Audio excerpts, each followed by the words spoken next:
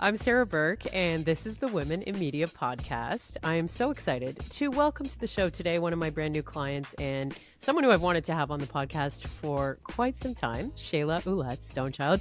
She is the founder of Matriarch Movement, which is a podcast on the network, but is way more than that. So to start, please tell me a little bit about Matriarch Movement for anyone who's not familiar. Yeah, Tanse, hello, Sarah. It's good to be here finally. A little bit about the Matriarch Movement. It's a nonprofit organization, online platform, and podcast that focuses on amplifying Indigenous voices and providing wellness workshops to Indigenous youth and BIPOC women across Canada. We actually just got incorporated too, so my goal is to create like a social enterprise. But Matriarch really focuses on shifting the narrative around Indigenous women and Two-Spirit voices. Oftentimes, we are seen in a state of survival. And I wanted to change that because when I looked around in my communities, I saw women that were healing their bloodlines, that they were trailblazing industries they've never seen themselves in before, and that were the backbones of their families. And I'm like, this is what I want to be. I want highlighted, and this is what I want to show. And so Matriarch Movement really focuses on amplifying Indigenous women's voices and shifting the narrative around Indigenous women. So I first discovered Shayla, funny enough, through a post on Matriarch Movement. I had been following along because, we had some mutual friends. And I think at one point you won something from, was it the Indigenous Screen Office? You won an award or a grant? I won an Inspire Award. Yes. Both. I also won a grant, but No big deal. I won an Inspired Award for First Nations Youth recipient that was presented by Justin Trudeau a couple years ago. And then, I did receive a grant from Indigenous Screen Office for the podcast. Yeah. And that brought me to this event on National Indigenous Peoples Day in June, where, I was so lucky to be like one of 50 people, I guess, joining you in like a beautiful yoga practice. When I heard you, I just have to say this, when I heard you address the crowd, your beautiful voice, you speak so calmly. It was like, I just need her podcast to be on the network. Like, I was like, I'm emailing her tonight. Like, so I'm so excited to be working with you. Now, it seems to be like a new chapter of Matriarch Movement when it comes to just the podcast. You have a couple new focuses. Maybe you can walk me through some of that. Yeah, so I think like at the time, Matriarch Movement, when I first launched it, like 2 or 3 years ago now, it was very focused on social advocacy and activism, which is always going to be talked about also when you're Indigenous. There's no way that you can't really be an advocate without talking about like our rights as Indigenous people. Like it's always going to be brought up no matter what industry you're in because it's just a part of who we are. But I would say there I was really focused on, more so the policies within government and also like making sure that we're getting the 94 calls to action. And I had like a lot of women that worked within the House of Commons on the podcast as well. And over the past couple of years, like I really, I'm still focused on that, but I also find myself wanting to create more spaces for our healing. And because we already know the problems that exist, we already know the statistics. And so where can we start to find the healing? And I think that happens through connection to our culture and connection to each other. And so Matriarch Movement now focuses on creating containers for Indigenous and non-Indigenous people to come together to learn from Indigenous wellness facilitators and knowledge carriers and elders. And now the podcast has now shifted to, include more of those stories, but also to include a highlight on fashion, because I feel like fashion is also an art form and an entryway into our storytelling. Yeah, I've been noticing that shift for sure. I mean, I'm lucky that I get to, be a fly on the wall in your recordings. We actually just got off a recording. We'll do a little teaser conversation coming up with Lauren Goodday, who is based, where was it? North Dakota. North Dakota. So, you can watch out for the new episodes highlighting fashion coming out in October. But I think like one thing that's really interesting about the way that you're running like your platform and even like your brand new beautiful website, which is linked in the show notes, so go have a look, is it's instead of highlighting like Indigenous issues, it's more about celebrating. That's what I've noticed and picked up on kind of as like a outsider Mm-hmm. to what you've been working on. And, you know, even the way that you're speaking to the people on your podcast, it's very much how are you bringing your culture into the art and celebrating where you come from. So I think Mm-hmm. it's, I mean, a missing piece in the story for me is I don't know a lot about you and where you come from and your story. Did you always want to be like a public facing person? When did you first find yourself into fashion? Like take me way back. I would say like I always have to mention, yeah, like who I am is really about like where I come from, and that's obviously my parents and my lineages. And so my dad is Plains Cree. He was from Muscopegan First Nation. My late father, Kevin Leslie Stonechild, and so he was a really strong advocate for Indigenous rights, despite having gone through residential school. He went to Labette Residential School. Mm. He was in 40 child welfare homes across Canada. And that eventually led him onto a path of addiction. And that eventually led him to be institutionalized within the prison system here in Canada, which is largely made up of Indigenous people, specifically Indigenous men. Yet, despite the systems that sought to suppress his voice, he was always writing about the truth that existed here within Canada and its relationship to Indigenous people. He would write to journals, to magazines, to different publications, just talking about that. And so my father really was a strong advocate for Indigenous rights, despite the systems that sought to suppress his voice. And my mother, who's Red River Métis with ties to Cumberland House First Nation and the Patosh area, she would describe herself as like a dancing social worker. And so Oh. growing up, we would go to different First Nations communities, different reserves across Canada, and we would be hosting like performing arts workshops with different Indigenous youth. And so she showed me what happens in community and the healing that happens when we're together. And hers was through performing arts. So she was a dancer. And so I feel like both my parents really made me who I am and also showed me like what advocacy and what healing looks like. And so that is my bloodline, but I grew up in Medicine Hat, Alberta, and my reserve is in Saskatchewan. So my reserve is Treaty 4, Muscopegan First Nation, but I actually left Medicine Hat when I was 18 years old. And so I went to Vancouver Academy of Dramatic Arts, and that was because of my mom. She was the one writing letters to my band to make sure I got funding because Oh. we come from poverty too. So that's another thing too, is I really started with nothing, but with love, with like love for from my family and really support from my family. And at 16 though is when I had a really big shift in my awareness, and that's when I lost my father to suicide. And so he ended up taking his life within the prison system. And so I remember at 16 just questioning like life, questioning religion, questioning all these things that I had been, you know, learning about. And in that moment, like I made a dedication and a promise that I was going to do whatever I could to make sure Indigenous youth and Indigenous people never felt like suicide was the answer. And so I feel like my work, I can't take full credit for it because I feel like it's also a piece of my father's. And he, I think, is also guiding me in these situations, and he's guiding Yeah. me. I have goosebumps. Yeah. Yeah. So, yeah, I feel like 16 was when I made that promise. Pivotal moment in your life for sure. What do you think your dad would think of Matriarch Movement? I mean, honestly, like I don't want to start crying, but I think he would be really proud. Like Yeah. I think that's the thing though, is like I feel like there is so much suicide within Indigenous communities, and I feel like it's because of that disconnection to spirit. And so I feel like for me, Matriarch Movement is really about igniting people's connection to spirit, and that's through meditation, and that's through breath work, that's through Yeah. connection to our culture and each other. And so I feel like my father would be really proud, and I also feel like he's someone that I channel when I'm doing this. For sure. For sure.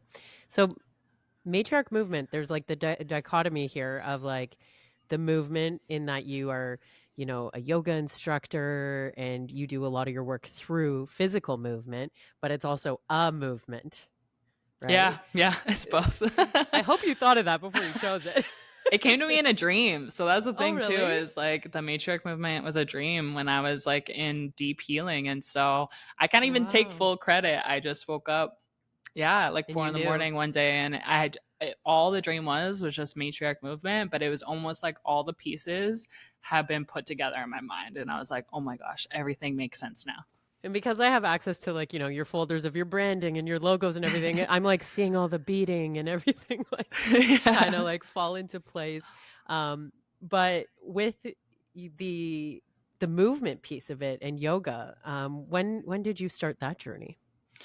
Well, honestly, like yoga came to me because of my best friend at the time. She was pretty much begging me to go to like a yoga class and when I lived in Vancouver, because I moved to Vancouver at 18. And then there was a few years there where I was a server. I was in the hospitality industry, which sometimes is not the most healthy industry to be in. Yeah. And so, yeah, so I would say like I went on this journey of almost losing myself a little bit. And she had been going to yoga regularly and she was like begging me to go. And just to get her to like be quiet, I was like, you know what, I'll go with you. And like, I never, low key, never want to do this again. Yeah. So I hesitatingly, like, I went to the first hot yoga class with her.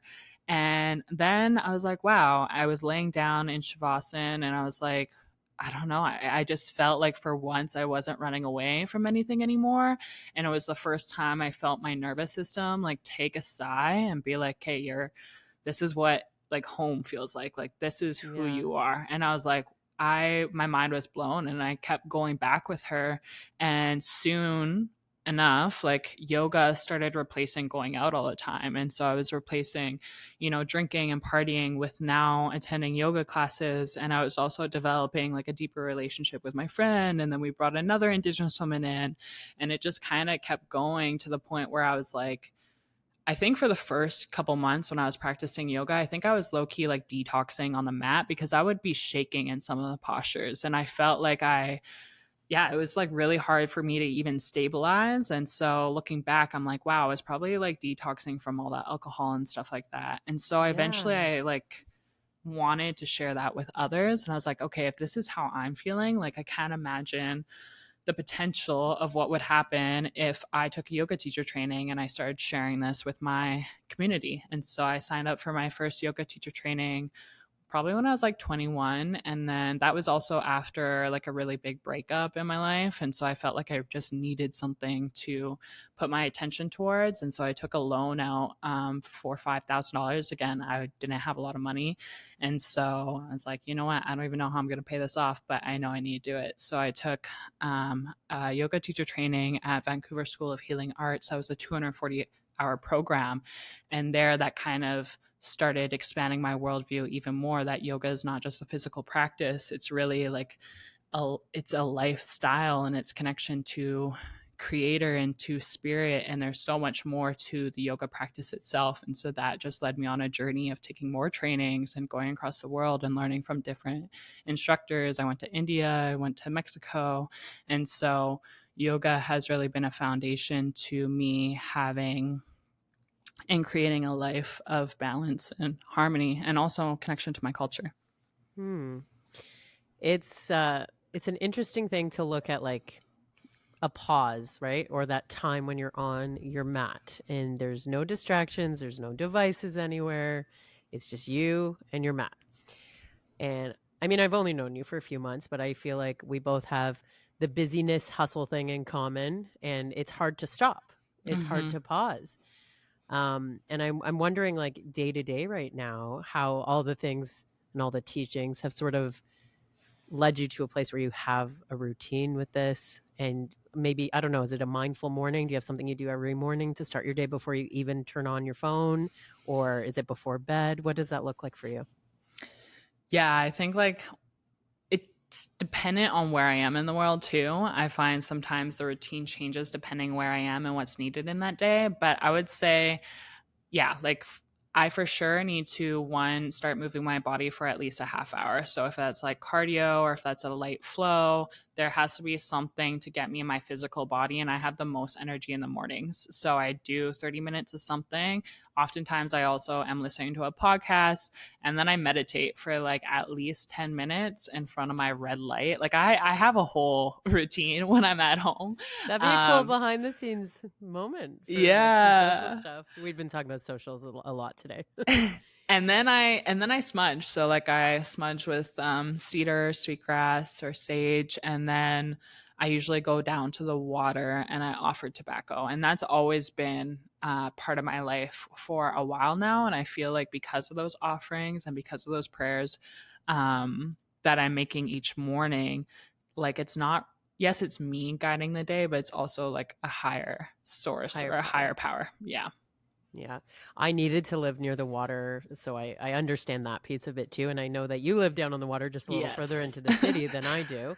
Our first meeting was like kind of like Right across the street from me. right across the street. I was just getting off my bike. I was like, well, I can be in the neighborhood. So, but yeah, there's something about like even flowing with water and understanding that like things can change at any moment and being able to adapt. There's so many things there, but yeah, I'm a Pisces too, so I need water. I'm a Pisces too. Are you? When's your birthday? February 19th. Okay, I'm March 12th, but You're March 12th. Oh wow! I actually one of my good friends is March 12th. That's so funny. That's and funny. What isn't it a Pisces eclipse with the moon in Pisces? The full or something? moon, yeah. Supposedly this is like gonna change the trajectory of our life for the next 3 years, or like till 2026 or something. Yeah. I have like dabbled in a lot of different things because I'm very curious. Like I have a very curious mind. So I've gone to different parts of the world and have sat in different kinds of ceremonies, and I've sat with different plant medicines, and I've done tarot, and I've read up on astrology, and I feel like we're only given one life to live. So I want to try to find out the answers to like everything. And so if you're gonna, I probably have like researched it, but one thing that I want to keep coming back to is like the ceremonies that are connected to like my people. So like Nehiyaw and Plains Cree people, even Métis people, I need to start doing a bit more there. But I now want to like, I did do my first fast actually this past when was it? February, I did my first 4-day fast. And so now I think I want to do a vision quest and fast for 4 days and 4 nights without food and water, because that's like connected to my people and where I come from. And that's connected to like what we've done. And so that's the thing too, is like oftentimes within health and wellness industry, like you don't see a lot of Indigenous voices within it. Yet our practices all are rooted in healing and connection to spirit and finding yourself. And so to answer your question is yes, I've like dabbled in a lot of different things, but I feel like now I'm trying to return back to like where I come from. Yeah. Yeah, makes total sense. What's one of the most defining experiences you've had in ceremony? One, well, there's been a couple. Like one, I received like my spirit name. I went to Niknik and I received my spirit name. And so there, it was a really beautiful experience to be there with my family and to all receive our names together, except for my one brother, Grayson, but he'll get his name eventually. So I would say that was a really pivotal moment for me too, because that name, your spirit name, tells you kind of like your role and your responsibility. And so your spirit name is also what you use to pray with when you're praying to Creator. And that's the way that it knows who you are, is through your spirit name. And so I would say that was one. And then also traveling to Ecuador and taking part in an ayahuasca ceremony with Minari. And so I did that like a couple years ago. However, it was really important for me to do it with an Indigenous person, within an Indigenous community. And so we actually took like a charter plane and we flew out to the jungle. And there I was with probably like 15 or 16 other people. And we sat with the medicine. And I would just say being in the jungle alone was was like wild to me. And so yeah, I would say like those two moments. And also the fact like Minari, so he's from the Sapara Nation. I mean, hopefully I'm saying this right. But they used to be a tribe of 300,000 and now they're only 300 people. And so they're working, yeah, they're working to like protect their language, protect Yeah. like their land, protect their rights. Yet seeing how Minari got his answers was through like the medicine and through like literally shifting your Hmm. consciousness. I'm like, wow, this is probably how our people did it before. Is like we tapped into spirit, we tapped into this another source of consciousness, and this is how we found our answers. It wasn't seeking outside ourselves, it was just going like deeper within. And so the way Minari really modeled that to me, just through who he is as a person, was also really, yeah, it just shifted my Inspiring. perception. Yeah, and it also made me thankful for what I have back here, and also kind of disappointed, to be honest. Like I'm like like they know everything about all the plants in the jungle. Like they can live off the land, and like we don't have that access as much anymore. And like that's what was stolen from us too in Yeah. Canada, is that Yeah. disconnection to land. And so seeing really what it means to live these teachings through being in the jungle was a really cool experience. Awesome. Thank you for sharing all that. So, is it okay if we talk about what you're doing September 30th? Yeah, yeah. Yeah. So, Sophie Trudeau, um, and Shayla have a lot in common in terms of like their meditation and movement practices. So, Sophie's team had reached out to you and wanted to do something special. So, maybe you can pick it up there. Yeah, so Sophie Trudeau's team originally, well, actually, they've reached out to me a few times now wanting to do some kind of collaboration.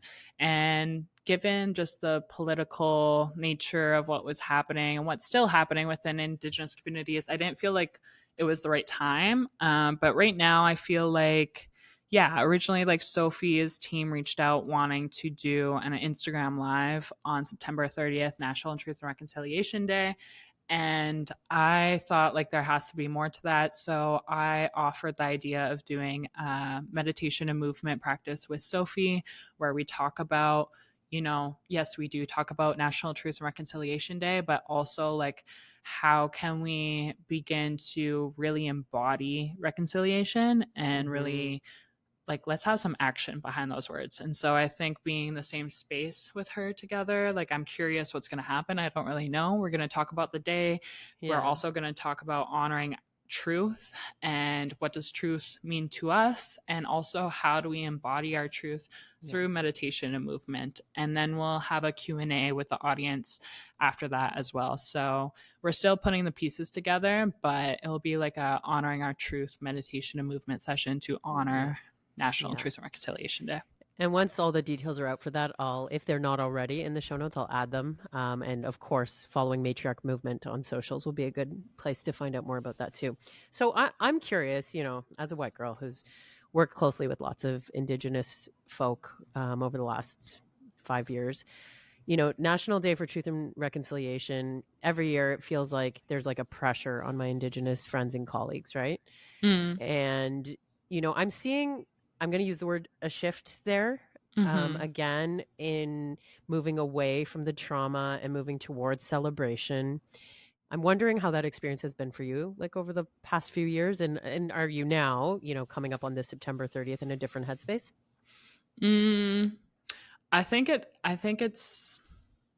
it's kind of like a two-eyed seeing. Like I recognize, even I have privilege to have like a place in downtown Toronto and to have access to clean drinking water and to even be talking on this podcast. A lot of times, sometimes I feel like I'm living in a dystopian world because these issues are still facing our communities and not much has changed within them. There's still Yeah. high risks of drug and alcohol abuse and suicide. And Hmm. so survival is still happening. Like they're still living in survival within First Nations community and across Canada.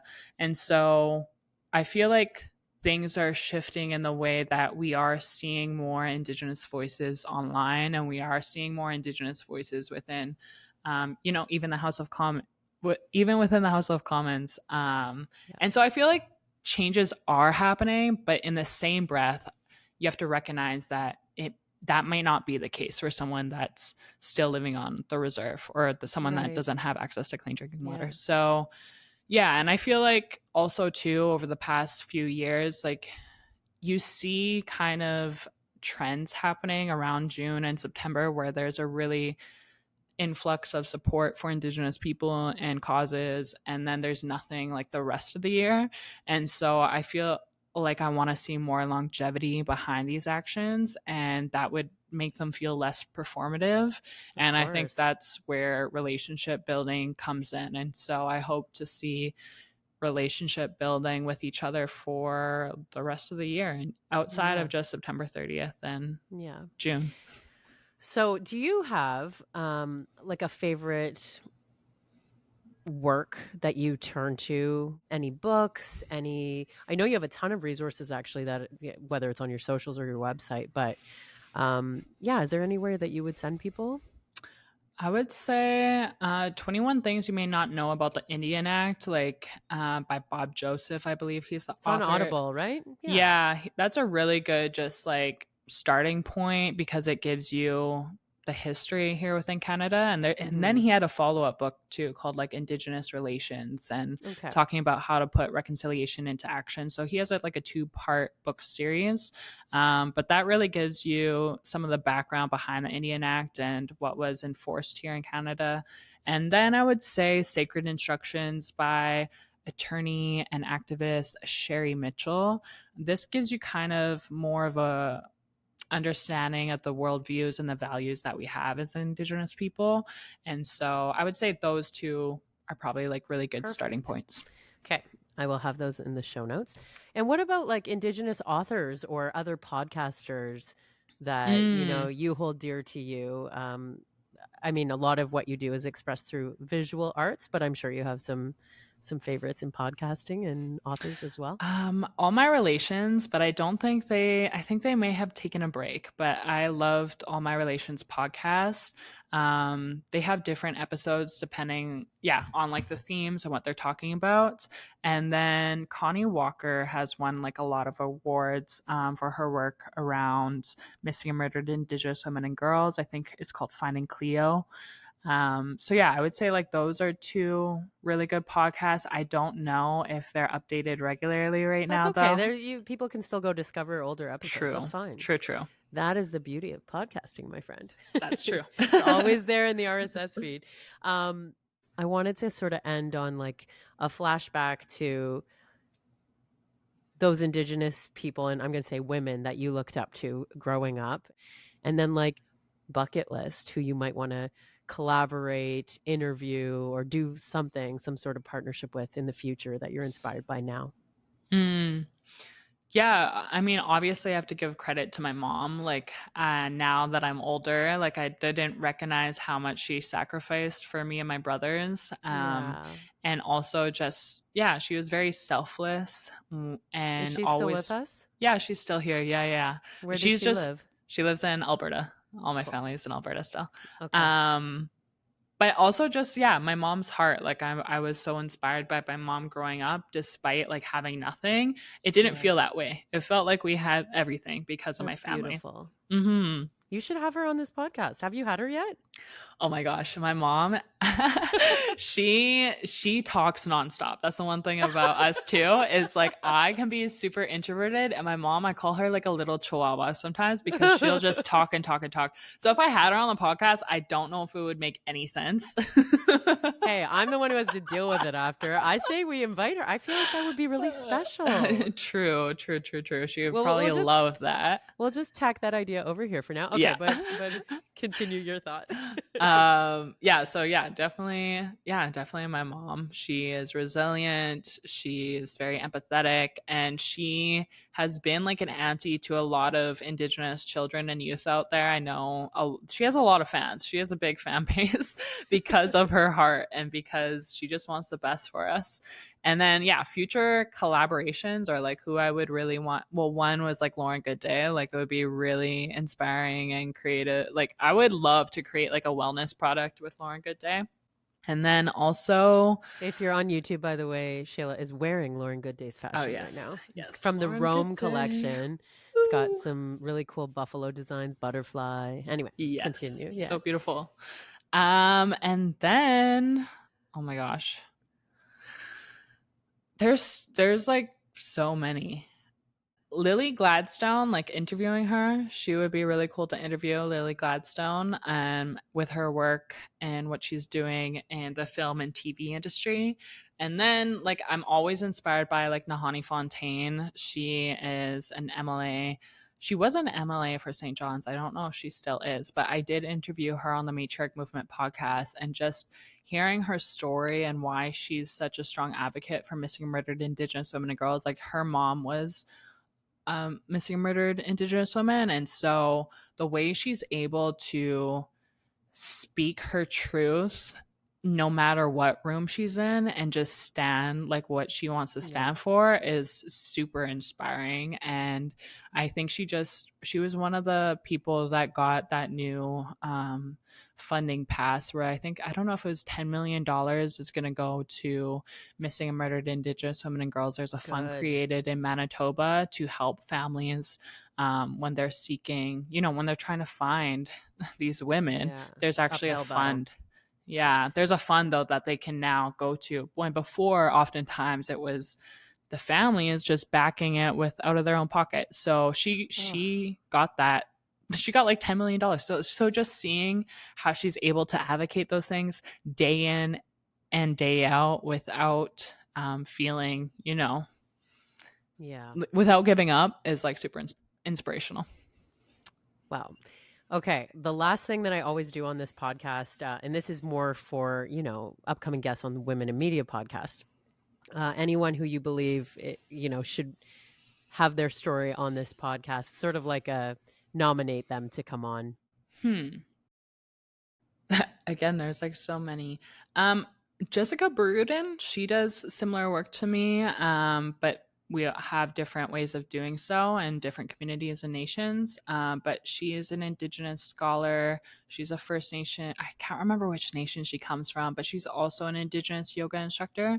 Okay. But she holds a lot of spaces in like BC, but also the way she's gone about like studying like the Indigenous ways of healing and also yoga and yogic philosophy. And she's also driving like a lot of the data in terms of just our health like within Indigenous communities. So I would say like Jessica Bruden.